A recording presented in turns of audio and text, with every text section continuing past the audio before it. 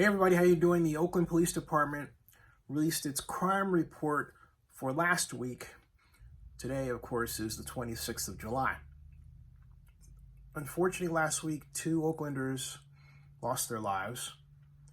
There were 49 instances of gunfire, and of that number, the Oakland Police Department recovered 19 guns, to total 638 guns recovered for the year. There were 29 robberies and 1 carjacking. And there were, on top of that statistic, the question is, where are we now that we have 75 homicides versus 45 last year at this time? Well, projections would have us at about 132 homicides for the year at this point. That is not the record. The greatest number of homicides in Oakland's history was at 160 homicides, and that was in 1992. And they hovered in the mid to low hundreds range until the assault weapons ban was passed into law in 1996, and then the homicides went down dramatically into the 90s. So where we are today is essentially back to where we were in the 90s before the assault weapons ban, which basically points to the need for an assault weapons ban nationwide and an even harder stance on recovering guns.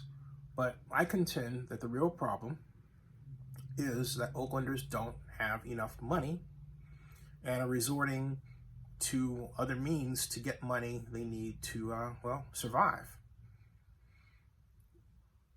Meanwhile, the Oakland City Council places more emphasis on getting high than getting money to small business. California passed AB 464, remember that, calling for enhanced infrastructure financing districts specifically for small business. That occurred a month ago.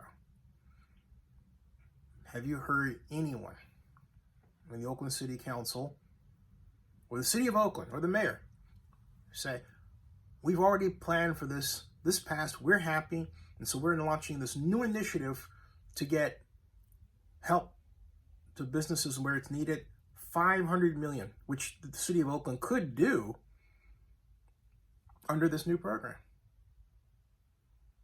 But what does it do? It focuses more on paying attention to state legislation that, if passed, would understandably prevent people who are trying to get jobs from being flagged because they had marijuana in their system.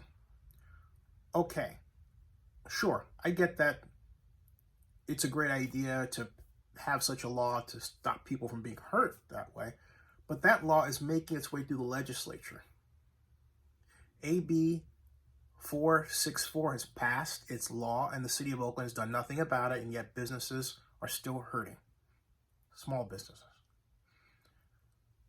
And then the council goes and protests in front of Walgreens in East Oakland that was slated for closure 2 years before the action that took place this year, which means, hey, the city wasn't really paying attention to what was going on at the time it was actually announced to happen, and it reacted after the fact.